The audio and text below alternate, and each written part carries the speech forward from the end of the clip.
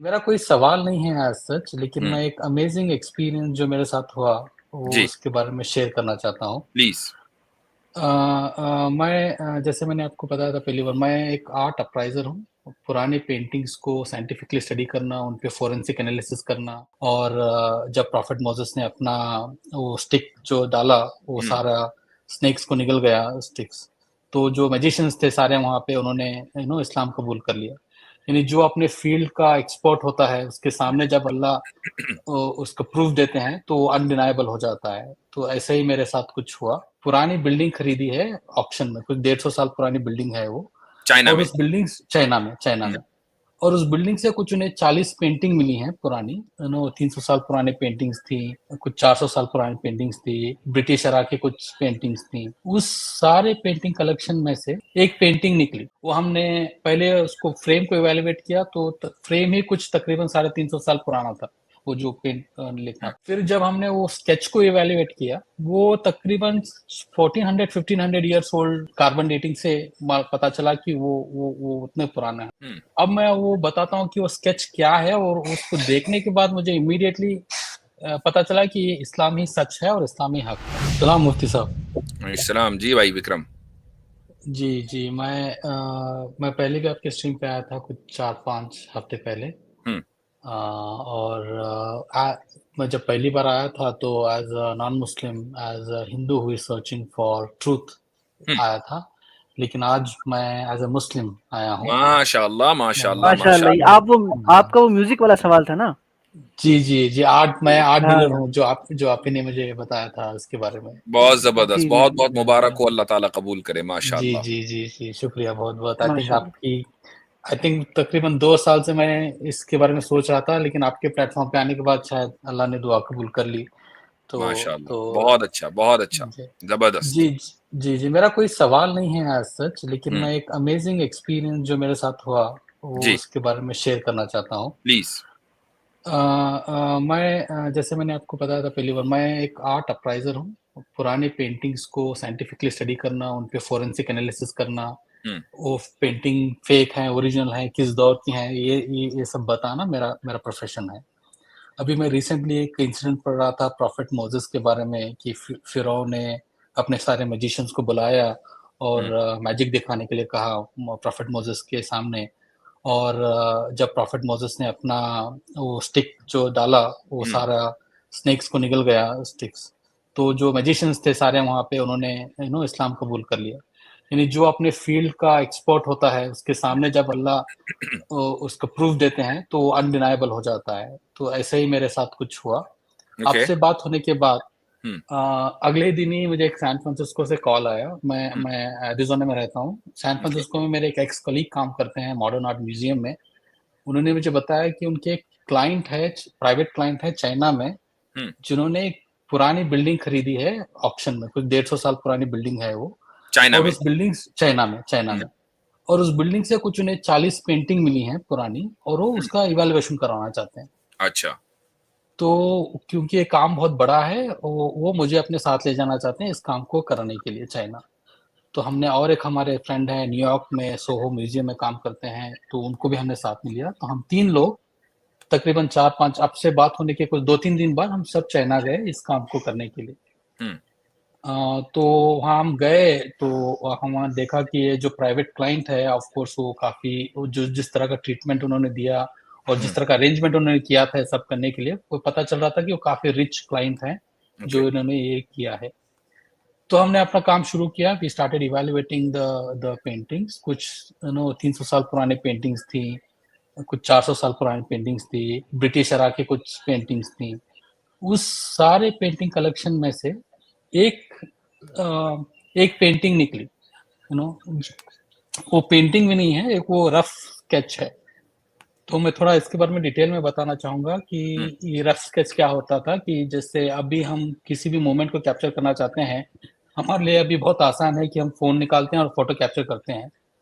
पुराने ज़माने में ऐसा नहीं हो पाता था। जो स्पेशली आर्टिस्ट्स हैं, वो जब भी बाहर जाते थे, अपने साथ इंक पॉट और एक एक रफ ड्राफ्ट कैरी करते थे, और कोई ब्रीफ मोमेंट कैप्चर करना है उन्हें मार्केट प्लेस में, नेचर में, जो बहुत ही ब्रीफ मोमेंट के लिए हो रहा है, तो एक रफ स्केच बनाते थे ब्लैक एंड व्हाइट इसमें, फिर वापस अपने घर जाते थे, स्टूडियो जाते थे, उस पर डिटेल पेंटिंग बनाते थे अपनी मेमोरी से रिकॉल करके। इस तरह पेंटिंग का प्रोसेस हुआ करता था पहले। तो एक वहां से रफ स्केच निकला जो अच्छी तरह वेल फ्रेम था रफ स्केच। वो हमने पहले उसको फ्रेम को इवेलुएट किया, तो फ्रेम ही कुछ तकरीबन 350 साल पुराना था, वो जो पेंट लिखा था। फिर जब हमने वो स्केच को इवेलुएट किया, वो तकरीबन 1400-1500 ईयर्स ओल्ड कार्बन डेटिंग से पता चला कि वो उतने पुराना है।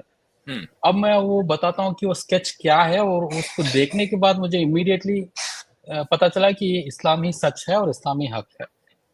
वो स्केच क्या है कि एक सिंपल सा स्केच है, एक झरना है और एक ग्रुप ऑफ एनिमल्स है, शायद टाइगर जैसे लग रहा है कि एक टाइगर की फैमिली है जो पानी पी रही है। एंड फ्रॉम आर्टिस्ट पर्सपेक्टिव ये शायद वो रात को कैप्चर कर रहा है कि एक टाइगर फैमिली आई है झरने के करीब पानी पीने के लिए। और इस स्केच की अमेजिंग पार्ट ये है कि जो मून है ना वो स्प्लिट है ऊपर। अच्छा, उस स्केच में जो है ना वो मून स्प्लिट है, वो पूरा नहीं है, ठीक है। और एक उसके ऐसा एक कंटिन्यूम एक ये है, और वो अगली फ्रेम में इसी पेंटिंग का एक अगला फ्रेम है जिसमें मून को फिर से वही सीन है, एक टाइगर की फैमिली है जो पानी पी रही है और मून को पूरा दिखाया गया है। सुभान अल्लाह, सुभान अल्लाह। ठीक है, ये देख के मुझे अनडाउटेडली पता चल गया कि there is no God but Allah and prophet Mohammad सल्लल्लाहु अलैहि वसल्लम is the final prophet of Allah. There is no doubt about it कि ये इंसिडेंट हुआ और किसी ने देखा और उसको रिकॉर्ड भी किया, और ये हिस्टोरिकल प्रूफ है कि ये हुआ। और ये I mean no God but Allah can do this kind of thing. सुभान अल्लाह, जबरदस्त। तो आप मुझे बताएं कि वो जो स्केच था उसका कोई रिकॉर्ड आपके पास है? मसलन मैं सबसे पहले तो ये जानना चाहूंगा कि ये कैसे पता चला कि ये स्केच 1400 साल पुराना है? प्लस पहले ये बताइए मुझे जी। ठीक है, तो इसका एक प्रोसेस होता है मुफ्ती साहब, जो हम पेंटिंग का जो टाइमलाइन इवेलुएट करते हैं। सो फर्स्ट हम पेपर का इवेलुएट करते हैं कि वो पेपर कितना पुराना है, वो पपायरस है या कैनवस है या कपड़े पे बनाया गया है। फिर हम इंक का इवेलुएशन करते हैं, जो इंक से वो बनाया गया है उसका केमिकल कंपोजिशन क्या है, वो केमिकल कंपोजिशन कब इन्वेंट किया गया था या कब यूज हुआ करता था, उस पे करते हैं। फिर फाइनली हम उसको माइक्रोस्कोपिक कार्बन डेटिंग पे डालते हैं, तब वो एक अप्रोक्सीमेट डेट मिलती है हमें।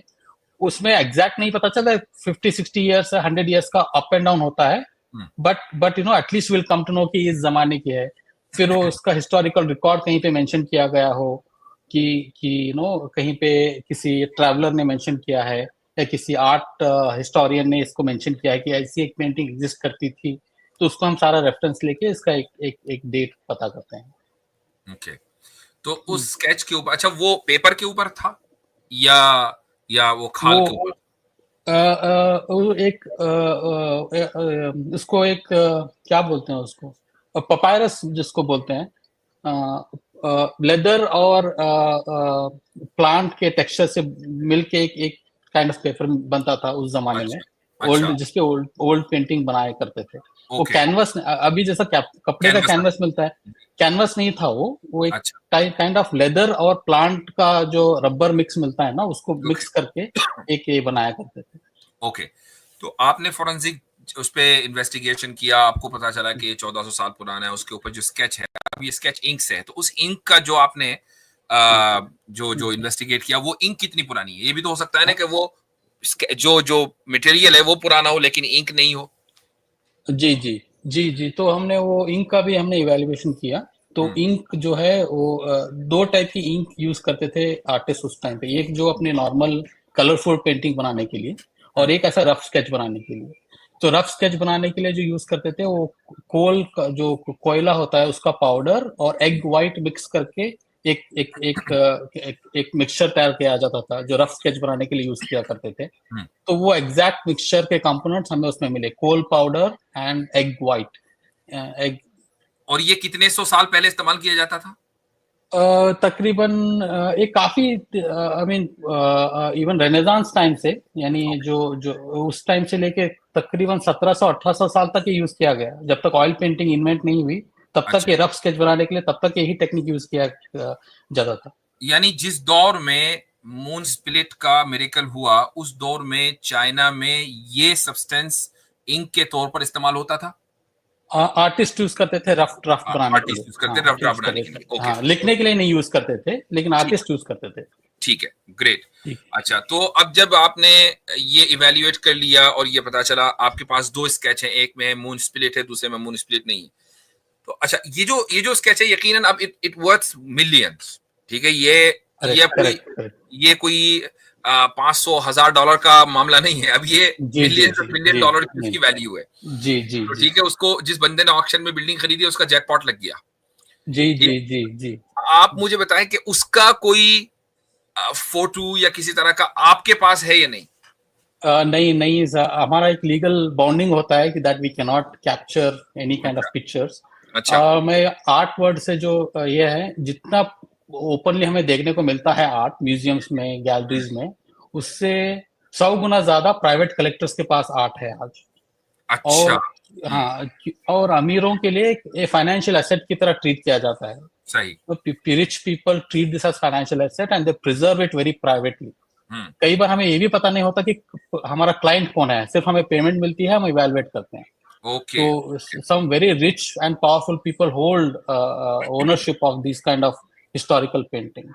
Okay. तो मैं तो अब इसका रेफरेंस, यानी ये चीज तो दुनिया के सामने लाने की है कि इस तरह की एक पेंटिंग चाइना में मिली है। चूंकि अभी तक ये डिबेट होती थी कि भाई जब मून स्प्लिट हुआ तो किसने देखा, अगर देखा तो उसका हिस्टोरिकल रिकॉर्ड क्या है। तो ये हिस्टोरिकल रिकॉर्ड तो सामने मौजूद है, लेकिन दुनिया के सामने नहीं आया। तो अब ये दुनिया के सामने इसके आने का क्या तरीका है? जी, अगर इसके दो तरीके हैं, या तो जो ओनर हैं वो खुद वॉलंटरली इसको दुनिया के सामने लेके आए, या तो कोई इनसे खरीदे पेंटिंग और वो दुनिया के सामने लेके आए। ओके, ठीक है। अच्छा, मुझे ये बताएं कि आपके पास मसलन अगर कोई अब किसी को नहीं पता, हो सकता है कि वो ओनर चाइना में बैठा हुआ, किसी को नहीं पता, लेकिन लोगों को आपका पता है, भाई एक साहब है विक्रम नेगी, वो इस मामले के एक्सपर्ट हैं। इमेजिन करें कि कोई ऑर्गेनाइजेशन इस चीज को इसको खरीदना चाहे, तो वो आपके थ्रू उस तक पहुंच सकती है? जी, जो मेरे और एक जो मेन जो कांटेक्ट हैं जो सैन फ्रांसिस्को में है, उनके थ्रू इन तक पहुंच सकती है। और आई थिंक प्रोबेबली मैं आपसे ऑफलाइन कांटेक्ट करूंगा, then probably we can come to sum this thing. I don't know कि वो क्लाइंट बेचने में इंटरेस्टेड है या नहीं है, बट एटलीस्ट अप्रोच तो किया जा सकता है। दैट ना बेचे, दिखा दे भाई वो उसका जी कुछ ना कुछ हो जाए। लेकिन I mean it is very amazing, और आई थिंक आज की जो ये स्ट्रीम है उसका वक्त वसूल हो गया, बल्कि सारी स्ट्रीमों का वक्त वसूल हो गया अभी तक की जितनी हुई है 124। तो आपने बहुत जबरदस्त मुझे ये हमें पूरी उम्मत मुस्लिमा को ये खुशखबरी सुनाई है, और अल्लाह ताला ने आपको इस चीज के जरिए इस्लाम की हिदायत दी। और आपने जो एनालॉजी दी है कि जिस तरह जादूगरों को हजरत मूसा का मौजिजा देखकर यकीन हो गया था कि उनके पास जादू और हजरत मूसा के पास मौजिजा है, और फौरी तौर पर उन्होंने इस्लाम कबूल कर लिया था, कुछ इस तरह की बात आपके साथ पेश आई। ये सिर्फ और सिर्फ अल्लाह ताला का फजल है, उस पर आपको भी शुक्रगुजार होना चाहिए, और हम सब शुक्रगुजार हैं कि आपके थ्रू ये जो इतनी जबरदस्त रिवीलिंग हुई है पूरी उम्मत के सामने। तो इंशाल्लाह मुझे आप एक तो ये कि ईमेल करें, मेरा ईमेल चल भी रहा है, तो ईमेल कीजिए, मैं आपसे कनेक्ट करूंगा, कांटेक्ट करके बात देखेंगे हम किस तरीके से उस तक पहुंचा जा सकता है, मुख्तलिफ ऑर्गेनाइजेशंस को इन्वॉल्व किया जा सकता है। I think it's a very powerful revealing. जी, बस मुझे यही बताना था, और मैं अभी सीख रहा हूँ, आप मेरे दुआ करें। थोड़े मेरे फैमिली वाले अपसेट हैं कि मैंने इस्लाम कबूल कर लिया, आप उनके लिए दुआ करें। अल्लाह ताला सबको हिदायत दे, आपकी फैमिली के हर फर्द को हिदायत दे। ये चीज, ये चैलेंजेस तो आते हैं, ये तो आने ही है। जी हाँ। अब आप जो एनालॉजी आपने पेश की है उसमें आपने ये भी पढ़ा होगा कि जब उन जादूगरों ने इस्लाम कबूल कर लिया था तो उनके साथ क्या हुआ था। जी मुफ्ती साहब, पता है मुझे। जी हाँ, चलें, ठीक है, बहुत जबरदस्त। ये ईमेल सामने है विक्रम भाई, ये ईमेल मुफ्ती साहब का सामने है। आप इसी नाम से मुफ्ती साहब को ईमेल कर दीजिएगा, स्क्रीन पे देख रहे होंगे आप। ठीक है, मेरे ख्याल से म्यूट पर है, तो चले चाहिए जी इंशाल्लाह। जी मैं कांटेक्ट करता हूँ सर आपसे। शुक्रिया, बिल्कुल, बहुत बहुत शुक्रिया। जज़ाकुमुल्लाह खैरन।